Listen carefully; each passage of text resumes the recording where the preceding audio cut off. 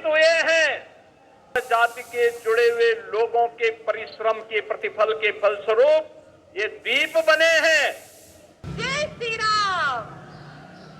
और 2128 साधकों ने, अर्चकों ने और हमारे जितने प्रकांड वेदाचार्य हैं, उन्होंने मिलकर एक साथ सरयू की आरती की है। ये एक और वर्ल्ड रिकॉर्ड है। आप सबको बहुत बहुत बधाई और शुभकामनाएं। এদের শুভকামনা পেয়ে আমরা ধন্য।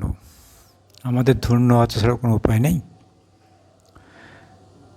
রাম মন্দিরে দেয়ালির সময় 26,13,000 প্রদীপ জ্বালিয়েছে।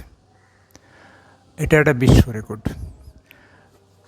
এটা উত্তরপ্রদেশ সরকার এই বিশ্ব রেকর্ডটা করেছে এবং তার জন্যে তাদের কাছ থেকে সার্টিফিকেট পেয়েছে। সেই সার্টিফিকেট আমাদের দেখালো যে আমরা ধন্য হয়ে গেলাম। 26,13,000 এই ওয়ার্ল্ড রেকর্ডের সাথে সাথে আমরা একটা ওয়ার্ল্ড রেকর্ড দেখি। হাঙ্গার ইন্ডেক্স অনুসারে আমাদের দেশের অবস্থান কত। 2016 সালে আমাদের অবস্থান ছিল 125টা দেশের মধ্যে 97 নম্বর। 97th কান্ট্রি ছিল ইন্ডিয়া। তারপর থেকে সেই সরকারই তো বিদ্যমান আছে, আমাদের উন্নতি হয়েছে। আমরা আরও বিশ্ব রেকর্ডের দিকে করেছি, সেঞ্চুরি ছাড়িয়ে অনেক দূর চলে গেছি। অর্থাৎ 2023 সালে যে গ্লোবাল হাঙ্গার ইন্ডেক্স তৈরি হয়েছে সেখানে আমাদের অবস্থান 111তম। 97 থেকে 111তমে আমরা পৌঁছে গেলাম, আমরা সেঞ্চুরি করলাম। এও বিশ্ব রেকর্ড। কটা দেশের মধ্যে?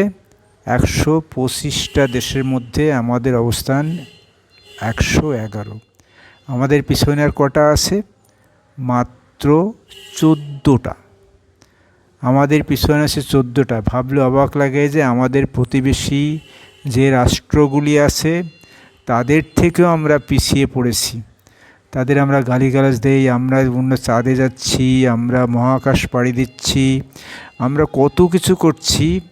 হ্যাঁ, আমরা নিউক্লিয়ার শক্তিধর, কিন্তু এই ছোট্ট ছোট্ট দেশগুলো খাদ্যের বিচারে, ক্ষুধার্তের বিচারে আমাদের থেকে এগিয়ে আছে আর আমরা পিছোচ্ছি। 97 থেকে 111। এরপরে হয়তো খুব তাড়াতাড়ি মোদিজি যে কেন্দ্রীয় সরকার প্রধানমন্ত্রী যে প্রতিশ্রুতি দিয়েছেন যে 1947 সালে বিশ্বের অর্থনীতিতে 1 বা 2 নম্বর হবেন, বিশ্বগুরুর কথা ফলে যাবে, কিন্তু আমরা খাদ্যের নিরিখে ওই হয়তো 125তম রাষ্ট্রে পরিণত হব। এই যে 26,13,000 লোকের কর্মসংস্থান হলো। কাদের? 26,13,000 না, 26,13,000 মোমবাতি জ্বালাতে যে লোক লাগলো তারা কারা? খুব ঠাড়ে ঠুনে উনি বুঝিয়ে দিলেন এটা যাদের কাজ তারাই করেছে। অর্থাৎ কুমাররা প্রদীপ করেছে আর প্রজাপতি গোষ্ঠী আলো জ্বালিয়েছে। এটা অন্য কারো কাজ নয়। তাদের বিধায় মনন নির্দেশে কাজ ঠিক করা আছে। এই কাজগুলো তাদেরই করার কথা যারা করেছে, অন্যেরা এখানে করতে পারবে না।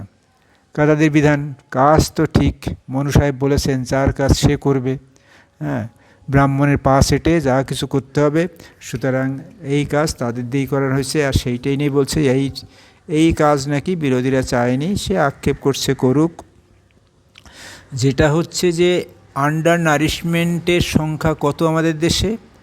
মাত্র 195 মিলিয়ন মাত্র।